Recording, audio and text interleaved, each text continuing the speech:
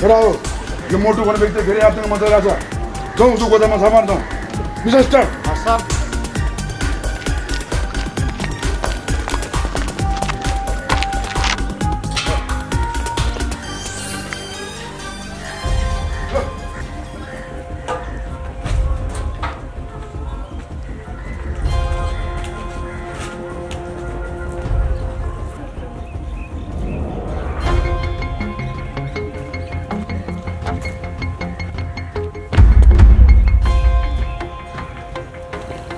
Loan गोदाम छापा मारेर हैरान पारिसकेछ गुरुलाई त भन्नै पर्यो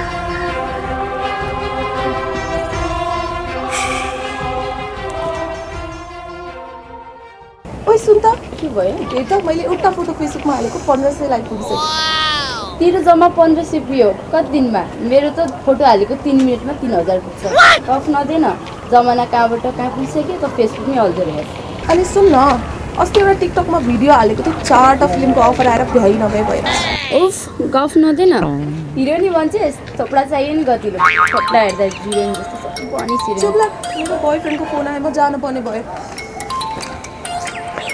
ए भगवान कस्तो कस्तो देख्नुपर्छ 9 10 मा पढ्दै बोयफ्रेन्ड रे हैन कस्तो कस्तो विकृति फैलेको हौ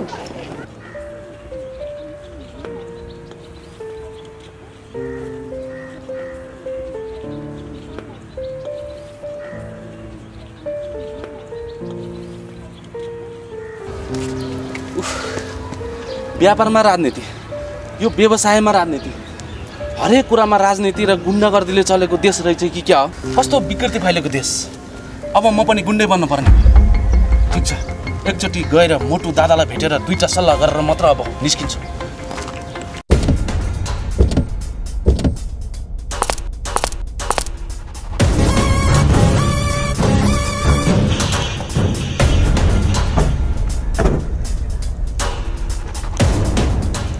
मोटु दादा मैले काम गरेर खानु पाइनँ मोटु दादा के भयो भन मलाई न हजुरहरूको ग्याङमा सामेल गराउनु पर्यो मोटु दादा म नि अब गुन्डाको राजमा छिरेर के गर्न चाहन्छु मोटु दादा ठीक छ जक्सनमा आइज केही सोचुला जाउँ केटा हो हस् मोटु दादा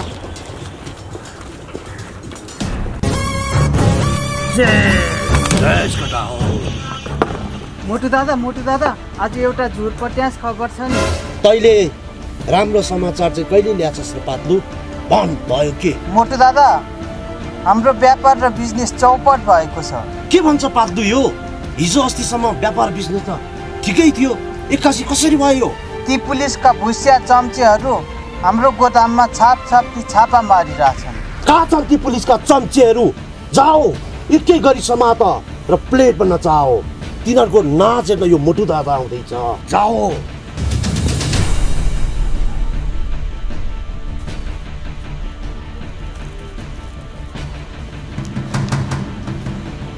मोटु दादा एउटा खुसीको कुरा छ मोटु दादा घोप्टो पारेर के हो खुसीको कुरा भन आज दिउँसो 2 बजे तेन्जिङ एयरपोर्टमा पैसा लिएर आउँदैछ दादा माल खोइ त ट्याटे माल लिनुस् दादा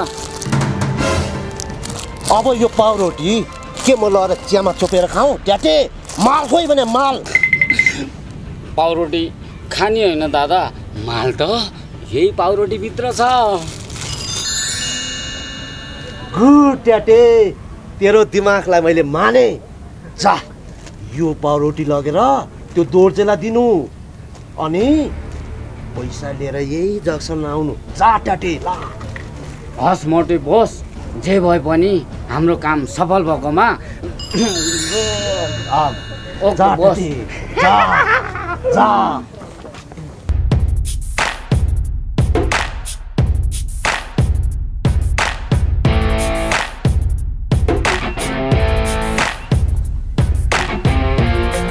वेलकम दोर्जे सर वेलकम तपाईलाई हाम्रो एरिया यो ठिमीमा आउनुको लागि कुनै कष्ट त भएन नि हैन सर मलाई कुनै गाह्रो भएन ट्याटे भन माल कहाँ छ माल यो ब्याग भित्र छ सर लिनुस्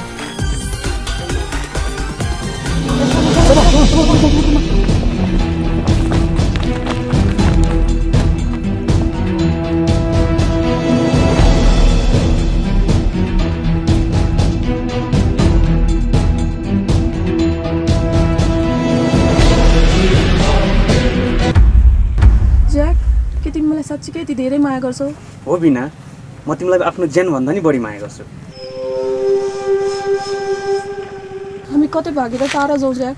यदि मेरो यो कुरा दाइले थाहा पाउनु भयो भने? दाइले थाहा पाएर के हुन्छ? केही पनि गर्नु न दाइले थाहा पाएर। तिम्रो दाइलाई म सम्झाउँछु नि त।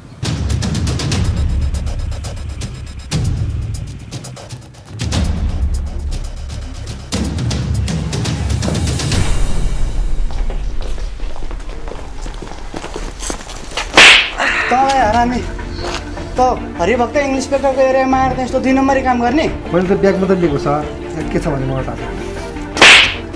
चोरले म चोर हो कहिले भन्छ? भन यो काम कसको हो? यो मोटु भन्ने दादाको काम हो सर। मोटु मोटु को मोटु यो? खाली सबले यसकी मात्रै कुरा गर्छ। जा भित्र ल्यालाई। हस् सर।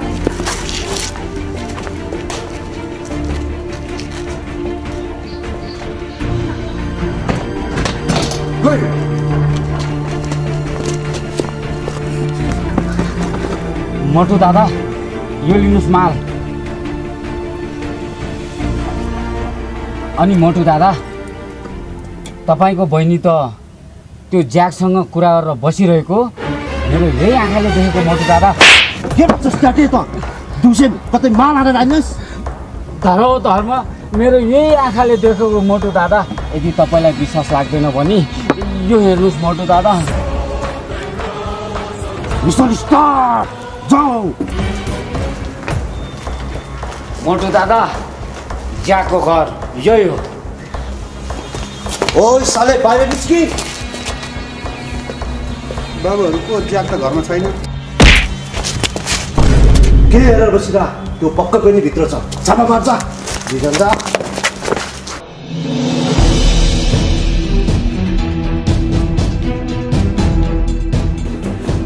माथि त कोही पनि छैन। मैले कतै देखेँ यता पनि छैन। बोस हामीले भित्र सब खान तलास गरेको कोही पनि छैन त बोस।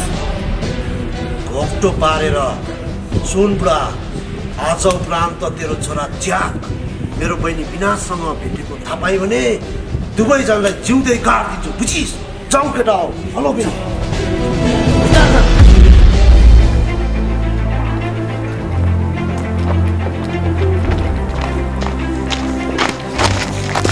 मोटु दादा त्यहाँ हेर्नुहोस् ज्याक अङ्गालो हालेर बसिरहेको छ। मोटु दादा म त्यसलाई ठिक पारेर आउँछु। घोप्टो पारेर जान त जा। तिमीहरू के र तिमीहरू जा।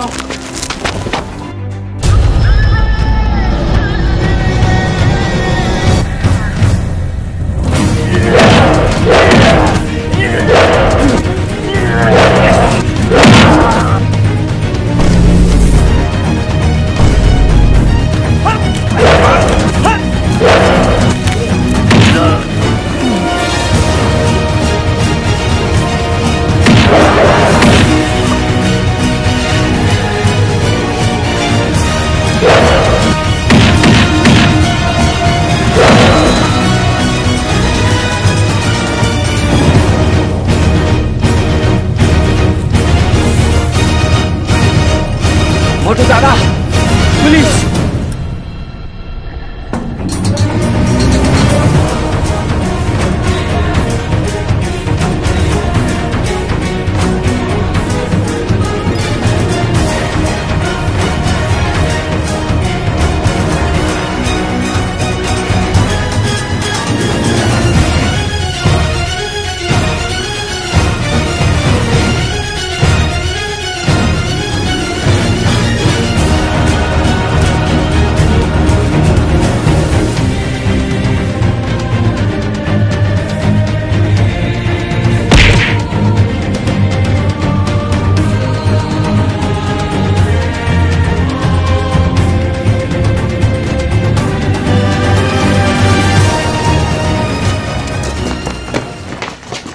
साले साला कहीँ हेर्नुहोस् ट्याटे भन्ने हो सर। यो एरियामा काला चरे सप्लाई गर्ने गिरो तिम्रो होइन, अरू कहाँ छन् भन्? मलाई केही पनि थाहा छैन साहब। त्यो सबै कुरा त मोटु डनलाई थाहा छ। अब तेरो मोटो बस कहाँ छ भन्? आज मोटु डनको बर्थडे हो। सबैजना जक्सनमै होला सर। कहाँ छ तेरो मोटे रङको जक्सन? हिँड देखा।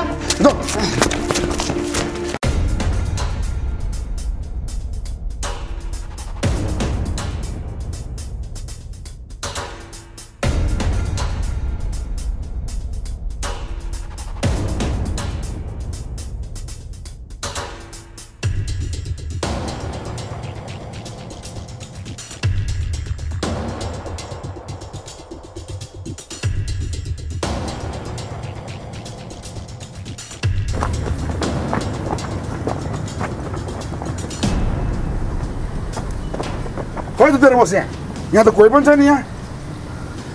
आज जक्सन चेन्ज भयो जस्तो इन्सपेक्टर साहब, अर्को जक्सनमा होला। साले गर्दा भिड बोल्छस्, हिँड चौकीमा हिँड साले। तेरो बोस जक्सनमा छ भने हामीलाई उल्लु बनाएको साला। होइन साहब, म त्यस्तो मान्छे होइन। जब म गाउँबाट सहरमा कामको सिलसिलामा आएँ तब मैले धेरै ठाउँमा काम मागेँ, तर काम कहीँ पनि पाएन। यो पापी पेटलाई पाल्नुको लागि म मोटो ग्याङमा सामेल भएको हुँ साहब। तर यो ब्यागभित्र के छ मलाई केही पनि थाहा छैन।